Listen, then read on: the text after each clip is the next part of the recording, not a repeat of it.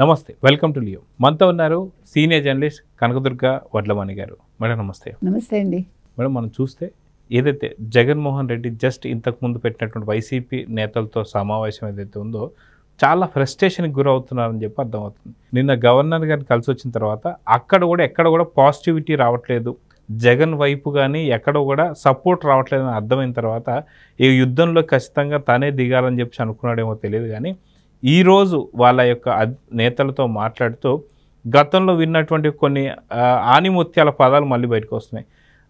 జగన్ పలావ్ పెట్టేవాడు, చంద్రబాబు నాయుడు బిర్యానీ పెడతా అంటే అటు వెళ్ళారు, ఇప్పుడు బిర్యానీ లేదు పలావ్ లేదు అని చెప్పేసి మళ్ళీ పలావ్ బిర్యానీ కథ వచ్చింది.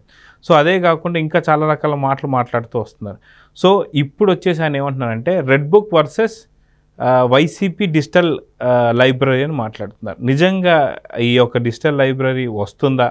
ఎందుకంటే ఇంటింటికి మనం చూసాం, ఏదైతే రీకాలింగ్ చంద్రబాబు నాయుడు మేనిఫెస్టో అని చెప్పి అది జరగడం లేదు.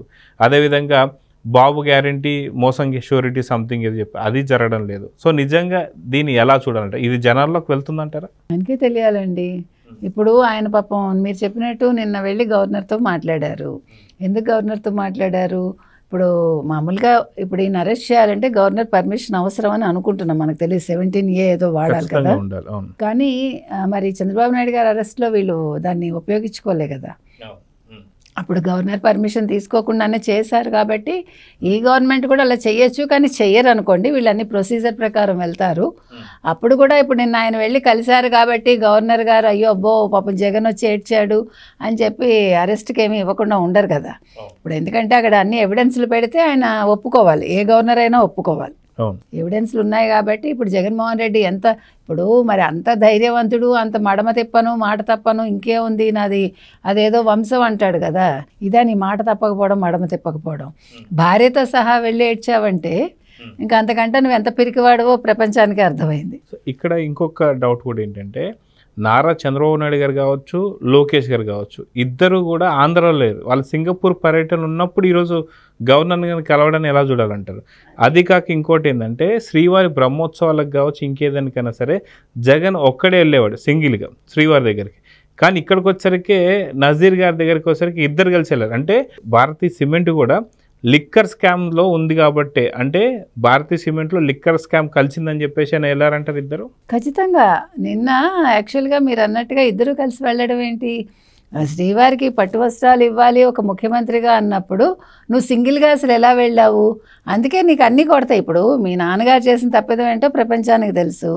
మళ్ళీ నువ్వు ఈ రకంగా స్వామి దగ్గర అపచారం చేశావు. ఇప్పుడు మీరు అనొచ్చు అదేంటండి అలా మాట్లాడతారు మీరని.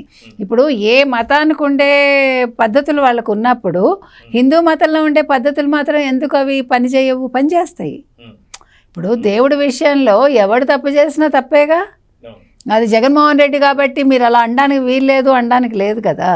సో ఆయన అక్కడ భార్యను తీసుకెళ్ళలేదు, ఇక్కడ భారతీ రెడ్డిని ఎందుకు తీసుకెళ్లారంటే ఒకటి మీరు అన్నట్టుగా లిక్కర్ స్కామ్ ఏదైతే ఉందో అందులో గోవిందప్ప బాలాజీ ఎప్పుడైతే బయటకు వచ్చారో ఆయన మొత్తం ఈవిడికి సంబంధించిన ఆర్థిక లావాదేవీలంతా ఎవరివి? భారతీ రెడ్డి గారివి, భారతీయ సిమెంట్వి ఓవరాల్గా ఆయన చూస్తారు కాబట్టి ఇప్పుడు లిక్కర్ స్కామ్లో ఆయన ఉన్నారు కాబట్టి హీఈస్ ఆల్సో CA అందరికీ తెలుసు.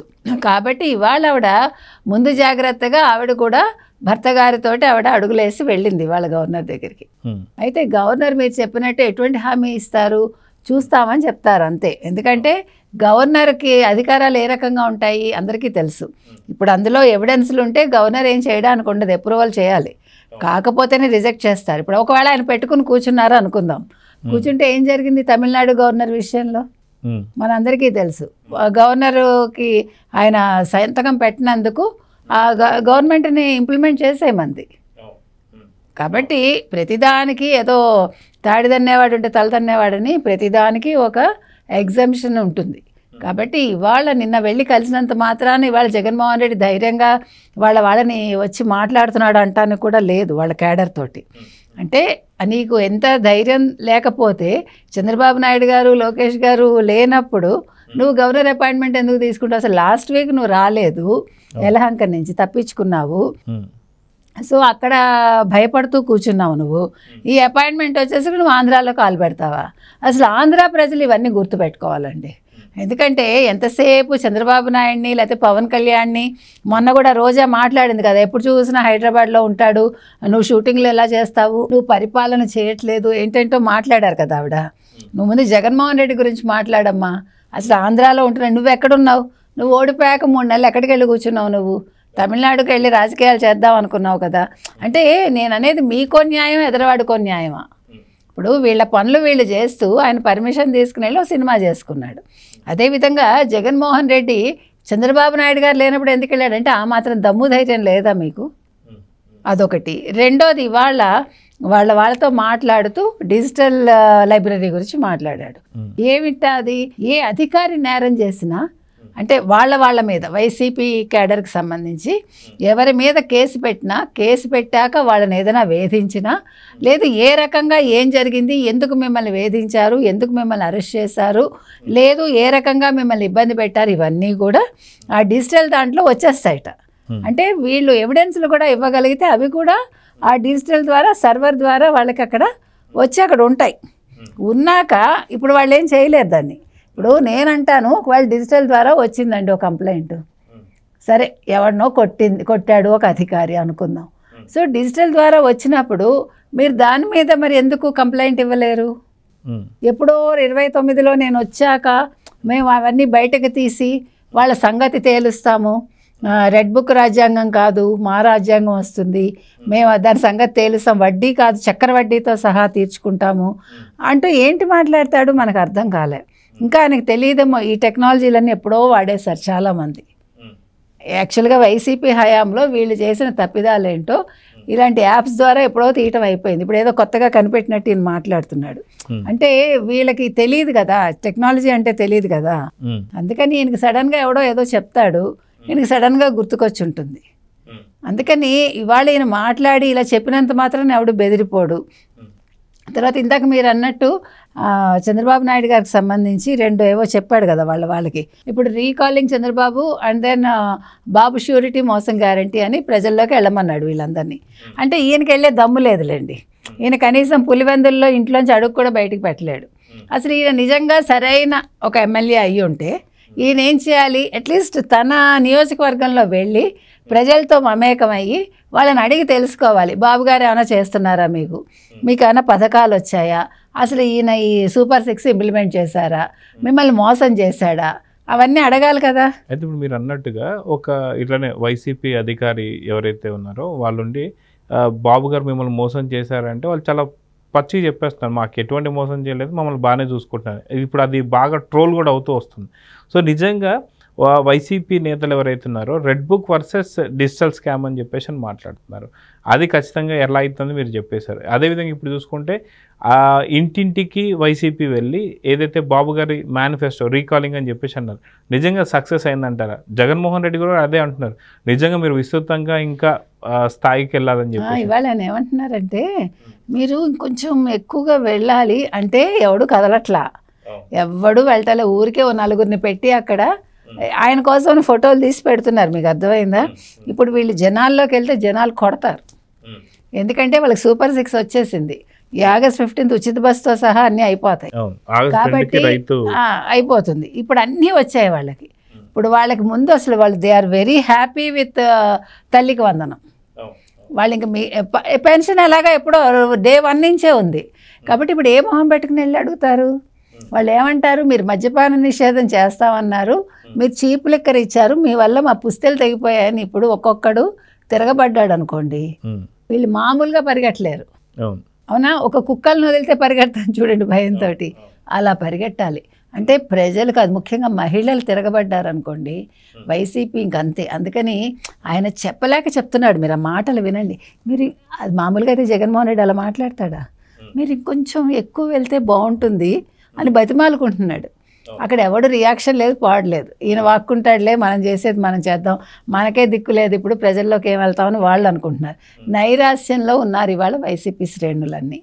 కాబట్టి ఇవాళ ఆయన ఏదో డిజిటల్ అని కొత్తగా ఏదో చెప్పేసి అంటే చూసారా, వీళ్ళు ఎంత కాదనుకున్నా అభివృద్ధి అనే పదం వాడాల్సి వచ్చింది ఎలక్షన్ ముందు నుంచి ఇప్పటి వరకు. అంతవరకు సంక్షేమం అని మాట్లాడిన వాళ్ళు లాస్ట్ మినిట్లో అభివృద్ధి అనే ఒక మంత్రాన్ని పట్టించాల్సి వచ్చింది. అదేవిధంగా ఇప్పుడు ఒక డిజిటల్ అని వీళ్ళు పట్టిస్తున్నారు. అంటే చంద్రబాబు నాయుడిని వీళ్ళు తలుచుకోని క్షణం కాదు కదా, సెకండ్ లేదు. కాబట్టి ఆయన్నే ఫాలో అవ్వాలి. కానీ ఆయన ఫాలో అవుదామన్నా అంత బుర్ర జగన్మోహన్ రెడ్డి గారికి లేదు. కాబట్టి ఏదో మాట్లాడతాడు ఆయన, ఏదో పదం పట్టుకున్నాడు, మాట్లాడాడు, సర్లేండి దాన్ని కూడా చేసుకొనివ్వండి, ఏ అధికారి ఏం చేశాడు. సో ఇప్పుడు ఈయన డిజిటల్ మాట్లాడారు కదండి, సరే ఎవడో అధికారి ఎందుకు, నువ్వు అధికారంలో ఉన్నప్పుడు నువ్వేం చేసావో ఆల్రెడీ మీ దగ్గర ఉంది కదా రికార్డు, అది ఇందులో మీరు ఎక్కించండి. అవును, అంటే ఇప్పుడు డిజిటల్ లైబ్రరీ ఏదైతే అన్నాడో వాస్తవానికి సొంత చెల్లిని కూడా సేమ్ అదే విధంగా బాణం అని చెప్పి వదిలాడు, కానీ తిరిగి వచ్చి గుచ్చుకుంది. తల్లి అదే విధంగా చూసుకుంటే మళ్ళీ తిరిగి వచ్చి గుచ్చుకొని జగన్కి ఓటేద్దని. అదేవిధంగా సునీత గారు నారాసుర రక్త చరిత్ర అంటే నమ్మింది, అదే సీఎంని చేసింది. కానీ తర్వాత తను ఎప్పుడైతే మా అన్నని నమ్మొద్దు అని చెప్పి తను కూడా ప్రచారం చేసిందో 151 నుంచి 11 స్థానాలకు పడిపోయింది. సో ఇప్పుడు ఈ డిజిటల్కి సంబంధించింది కూడా ఏదైతే కంప్లైంట్ నిజంగా జెన్యున్గా పెట్టినట్టు ట్రాన్స్పరెంట్గా మనకి ఆ యొక్క దాంట్లో కనిపించేది ఉంటే వైసీపీ మీద ఎక్కువ కంప్లైంట్లు వస్తాయనుకుంటున్నారా, లేదంటే మనకు కూటమి మీద అని చెప్పేసి అంటే ఏమంటారు? 151 కదా, 175, 175 రావచ్చు, లేదు 151 రావచ్చు, లేదు డబల్ కూడా అవ్వచ్చు. అంటే మళ్ళీ ఈ చిన్న చితక ఉన్నారు కదా చేసిన వాళ్ళందరూ, కార్యకర్తలు మరొకళ్ళు. సో ఏదైనా కూడా బాగానే డిజిటల్ కంప్లైంట్స్ వస్తాయి ఆయనకి, అవి వైసీపీ మీదే వస్తాయి, అందులో డౌట్ లేదు.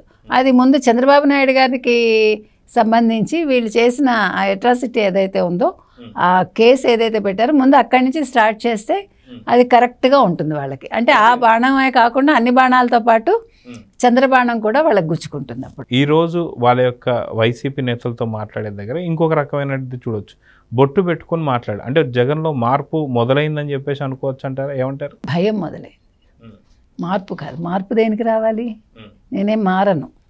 కాకపోతే ఏంటంటే భయంతో ఇప్పుడు ఆయన హిందూ దేవుళ్ళని మొక్కుతున్నాడో ఏంటో, లేదు మళ్ళీ ఆ స్వామీజీ ఎవరు స్వరూపానందేంద్ర స్వామి అని ఆయన ఆశ్రయించాడా, లేకపోతే కొత్త స్వామిని పెట్టాడా మనకు తెలియదు. సో కొత్తగా పూజలు అయితే మొదలుపెట్టినట్టున్నాడు, అంటే నన్ను అరెస్ట్ చేయకుండా చూడు స్వామి అని.